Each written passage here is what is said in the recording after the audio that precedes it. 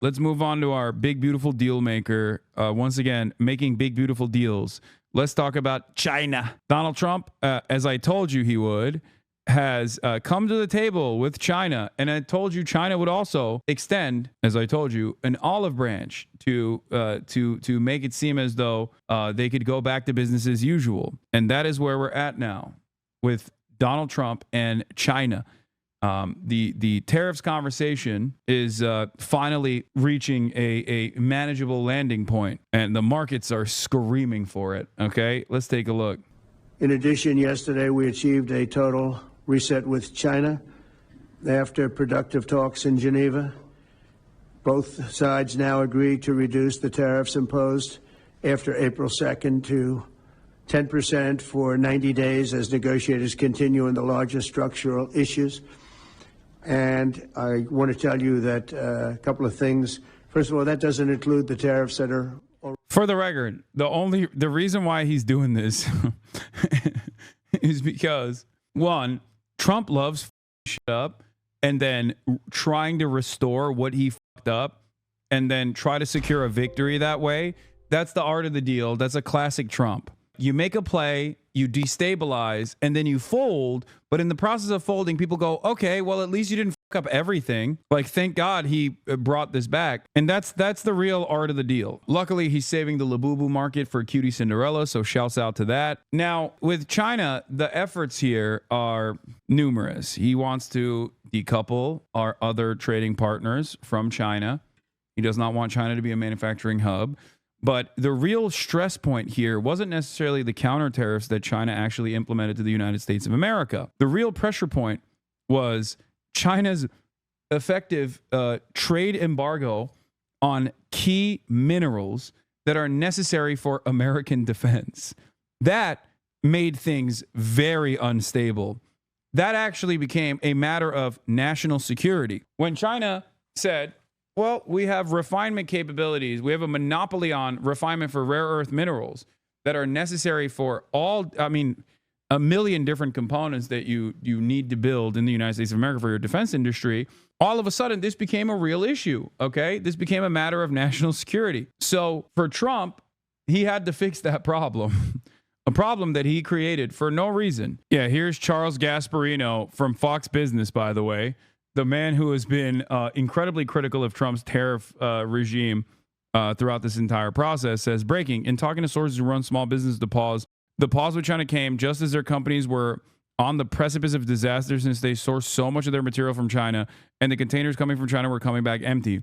If you want to know why we were as desperate for a deal as the Chinese, it's because small business, a key MAGA constituency, was about to get crushed. This is the other side of the story as well. I'm voting for Donald Trump for the economy and to own the libs. Well, there went my shoe business. I don't understand why the tariffs have to eliminate the de minimis exemption. Why does government punish small businesses in the country knowing full well that Nike and all the big brands will be fine paying the taxes, but Steffi and I get wiped out? Tariffs are still not gone, by the way. So these guys will still suffer, just not as much. It is no longer like a de facto trade embargo, but there's still issues. Every major trader and investor I spoke to today said markets are ripping, not because Trump crafted some great art of the deal with China on trade. Rather, we are back to square one with the country and kicking the tariff war can down the road that averts stagflation in the short term and maybe longer if we get a deal in 90 days. Yes, markets love trade capitulation. Yeah, it's the Trump fuck up / subsequent cleanup. This is precisely what's taken place. All right. Some of the stated goals here are obviously very different than what the actual goals were. The actual goals were to try to apply pressure to China's other trade partners that we also trade with in an effort to decouple them from China. And he did not reach any success on that, as far as I understand, considering that everyone was like, well, okay, we'll buy your salmonella chicken, but like, we're not going to stop trading with a major manufacturing hub. As far as capitulating and dialing back the tariffs regime, I mean, he didn't really get anything in return. So this was just an incredibly stupid thing that he did that was an exercise in futility. And as I told you, China would come to the table to after a period of instability that every outlet is going to present as China caving to the brave and mighty American art of the deal guy, Donald Trump, as the New York Times did this morning, predictably. China is now coming back to the table to reassert stability in terms of global trade. On the president's trade war, and news breaking overnight that China and the U.S. have reached a short-term agreement. Our senior political correspondent, Rachel Scott, is tracking the latest on this trade deal. Good morning, Rachel. Michael, good morning to you. And this is a breakthrough in talks between the world's two largest economies, but it's also a dramatic retreat from President Trump's 145% tariffs that he imposed on Chinese imports. After all of the tough talk and hard lines, both sides agreeing to dramatically roll back their tariffs, at least for now. This morning, the Trump administration emerging from a marathon weekend of negotiations, announcing the U.S. has reached a trade deal with China to significantly lower most tariffs for 90 days. We have reached an agreement on a 90-day pause and substantially moved down the tariff levels. The U.S. agreed to roll back its steep 145% tariff on Chinese imports to 30%. There is something really interesting about how the New York Times very quickly wrote a report on how China was on the verge of failure and on the verge of collapse, and that Donald Trump's actions actually caused them to capitulate and come to the table and backtrack on everything. And it's like, I don't know how you can see it as that. Also, you are the motherfucking New York Times. Why are you saying that? Here's Bloomberg Business with a very different and clear-cut approach, and saying Xi Jinping's decision to stand his ground against Donald Trump could hardly have gone any better for the Chinese leader. Look, there are brilliant analysts who are incredibly well-read, but one thing actually ruins their perspective, and that is their inherent Western bias, their refusal to understand how the Chinese government operates, and their refusal to ever entertain China as a reasonable state actor instead of like this belligerent state that is constantly on the verge of collapse. I'm telling you right now, this is the reason why a lot of Western analysts who are incredibly well-read routinely fail to call this in the way that someone, myself, not as well-read, total dumbass, himbo, can actually call ahead of time what is going to take place. I'm not like brilliant or anything. I don't have the gift of foresight. I simply am looking at the situation and not assuming that China is on the verge of collapse as this like despotic dictatorship that's gonna crumble any day now. I'm not a oracle. So why is the New York Times still doing this shit? Why is the New York Times still making it seem like this is a major W for Donald Trump? Because that's what they did. The Daily basically did that today. In at odds with the reality, at odds with everything that we have seen thus far, and also at odds with like other analysts that aren't playing this line. Yeah, this is the article title. This was the New York Times assessment. A vulnerable China comes to the table. So, have you? The negotiations between China and the U.S. have implications for a global economy rocked by President Trump's tariffs. What a stupid way to cover this. What a stupid and wrong way to just use the paper of record to do normalization for a abnormal president. It blows my mind. Who blinked first? How the U.S. and China broke their trade deadlock? Wait, what did the Financial Times say? I want to see, because I do trust the Financial Times, probably one of the best newspapers. I'd be shocked if they actually took an approach that said, like, do we have an archived paywall post for this? Financial Times is probably the best newspaper, I'll be honest with you. Like, out of all of the major newspapers, they are the one that routinely has done fantastic coverage both on Gaza. The first meeting to break the U.S.-China trade deadlock was held almost 3 weeks ago in the basement of the IMF headquarters, arranged under cover of secrecy. U.S. Treasury Secretary Scott Bessent, who was attending the IMF spring meetings in Washington, met China's Finance Minister Lao Fuan to discuss the near-complete breakdown in trade between the world's two biggest economies, according to people familiar with the matter. The previously unreported encounter was the first high-level meeting between U.S. and Chinese officials since Donald Trump's inauguration and the launch of his tariff war. The talks culminated this weekend in Geneva with Bessent and He Lifeng, China's vice premier, agreeing a ceasefire that would slash respective tariffs by 115 percentage points for 90 days. Despite both sides warning that they are willing to dig in for the long haul, the truce proved easier and faster to agree than expected. One overriding question has significant implications for the negotiations to come. Did Beijing or Washington flinch first? Trump on Monday claimed victory, saying he had engineered a total reset with China. Bro, you started it. Dude, this is literally, bro, this is the same exact thing that Trump dick riders did initially, where Trump dick riders were like, oh, tariffs are going to be good, actually. And then when he reversed all the universal tariffs that he had slapped on and like lowered them to 10%, he was like, art of the deal, sir. It's like, okay, why did you want the tariffs initially if you're going to say art of the deal when he dials back? Like, what the Meanwhile, Hu Zhijing, the former editor of the National Communist Party tabloid, The Global Times, said on social media that the deal was a great victory for China. The U.S. is chickened out, said one popular Chinese social media post of the deal. Economists agreed that the U.S. might have overplayed its hand by raising the tariffs too quickly and too high. The U.S. blinked first, said Alicia Garcia Herrero, chief Asia-Pacific economist at French investment bank Natixis. It thought it could raise tariffs almost infinitely without being hurt, but that hasn't been proven right. The U.S. and China had each argued that the other was more vulnerable to the tariffs, but the speed with which they unwound the levies in Geneva suggested the trade war was inflicting severe pain on both sides, she added. A hard decoupling of the world's two largest economies was threatening job losses for Chinese workers and higher inflation and empty shelves for American consumers. Craig Singleton of the Foundation for Defense of Democracies, a think tank... Oh, God. The worst, by the way. FDD is awful. A think tank in Washington said it was striking how quickly the deal had emerged, suggesting that both sides are more economically boxed in than they let on. While Beijing stood toe-to-toe with Washington in fighting Trump's tariffs, Chinese negotiators still have more work to do to level the playing field. The U.S. still retains much higher tariffs on China than on any other country. Capital Economics calculated that the total U.S. tariffs on Chinese goods would remain about 40%. After the ceasefire with Chinese tariffs on the U.S. would be about 25%.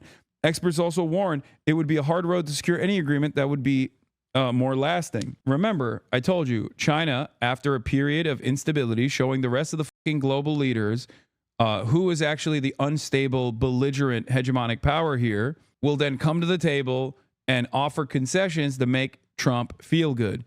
Give Trump a make nice in order to restore stability to global trade, which of course Trump is refusing to do regardless. He seemingly is still invested in like this decoupling. The U.S.-China trade negotiations are going to be like a roller coaster, said Scott Kennedy, a China expert at CSIS, a think tank. Markets can breathe a temporary sigh of relief, but we're nowhere near out of the woods. Ahead of the talks, Bessent had warned that the high level of tariffs was not sustainable and amounted to an effective embargo on U.S.-China trade. The ceasefire at least narrowed the gap sufficiently for China's extremely price-competitive manufacturers to remain in business with the U.S. Alfredo Montefar-Hilu, head of the China Center of the Conference Board think tank in New York, said it would have been impossible for Chinese producers to offset 145% tariffs imposed by the U.S., but at 30%, I think most Chinese imports in the U.S. would regain their competitiveness. Before the talks in Geneva, Bessent had said the two sides were unlikely to reach a broad economic and trade deal, saying they needed to de-escalate before we can move forward. But on Monday, he struck an optimistic note, hinting that Washington might be looking for the type of purchase agreements that characterized the initial phase of the U.S.-China trade war during Trump's first term. These involved Beijing agreeing to buy quantities of commodities such as soybeans and the U.S. manufactured goods, but they were disrupted by the pandemic. There will also be a possibility of purchase agreements to pull what is our largest bilateral trade deficit into balance, Bessent said. Bessent and Greer also sounded positive. Like, what are they going to do? Buy all the soybeans readily available? Oh, yeah. Your pro-China propaganda is sickening. Oh, yeah. Keep getting sick, chatter.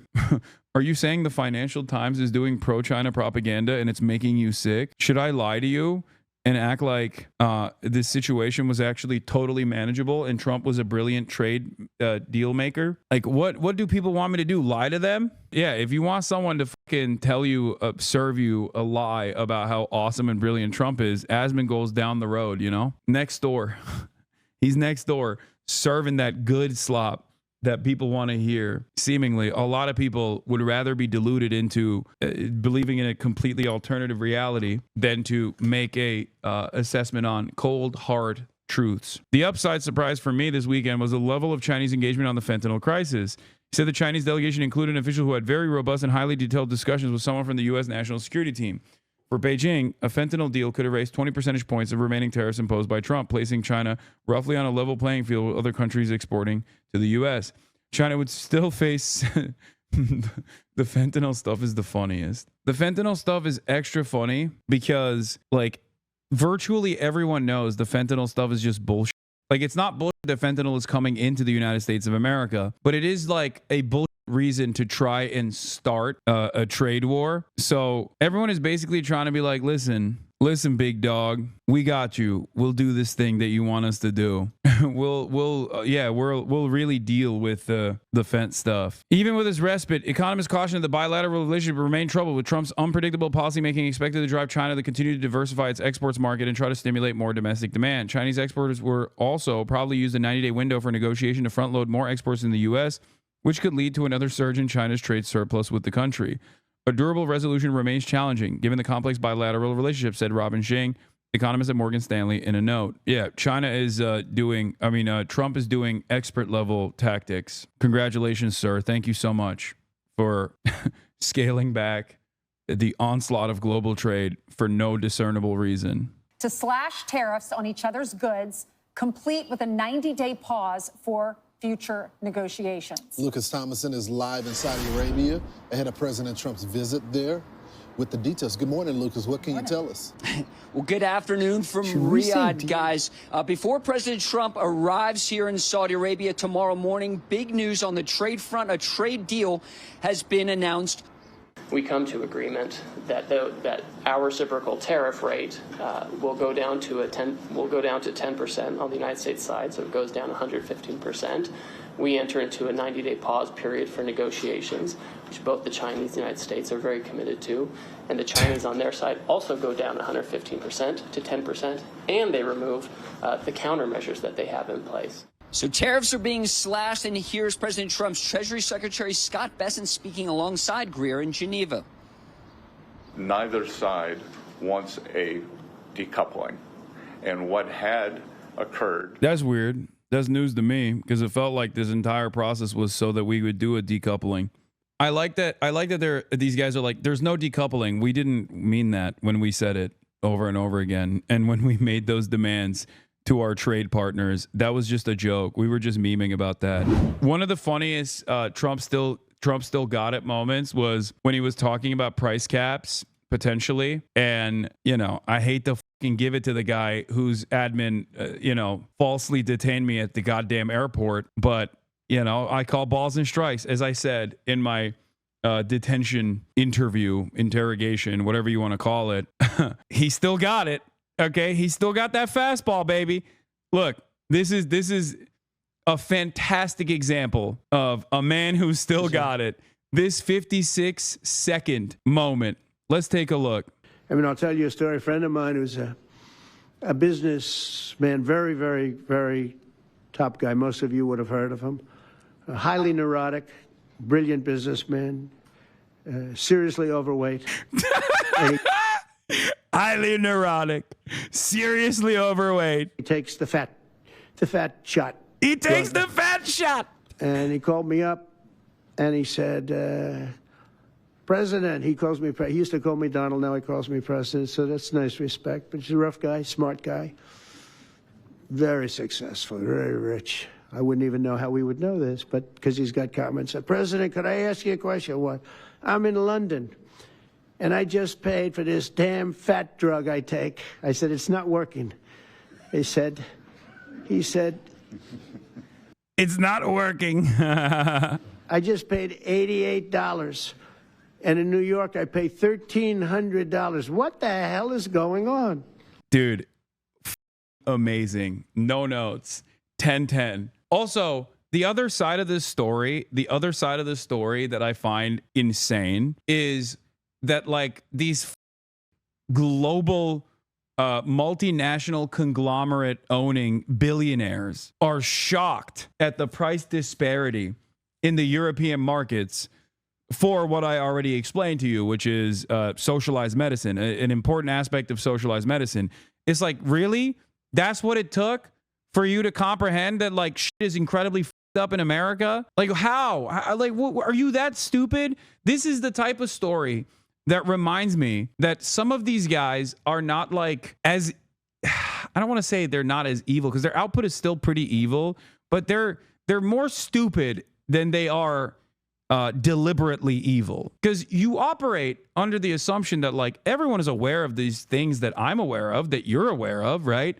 And then you encounter a story like this and you're like, what the how is this news to you, man? God damn, how'd you become a fucking billionaire? How is this possible? Like, what a perfect demonstration that meritocracy is just a lie. It's just an abject lie that you can have a guy who is a multi-billionaire, a titan of commerce and industry, be this oblivious to just basic amenities offered by social democracies. Like, that's insane. Oh my God. I always forget that people in positions of power are just as stupid as people who are YouTube commentary slop tubers. Okay.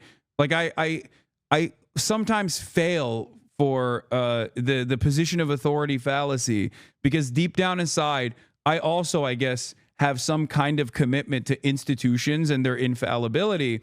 So I assume that these guys are sharks and they're smart, and actually they're presenting themselves as like oblivious, but in fact they are completely aware of the unjustifiable structures that they have played a role in cementing. And then you hear a story like this and you're like, oh no, they're just dumb. Like, they're actually dumb. They're actually oblivious.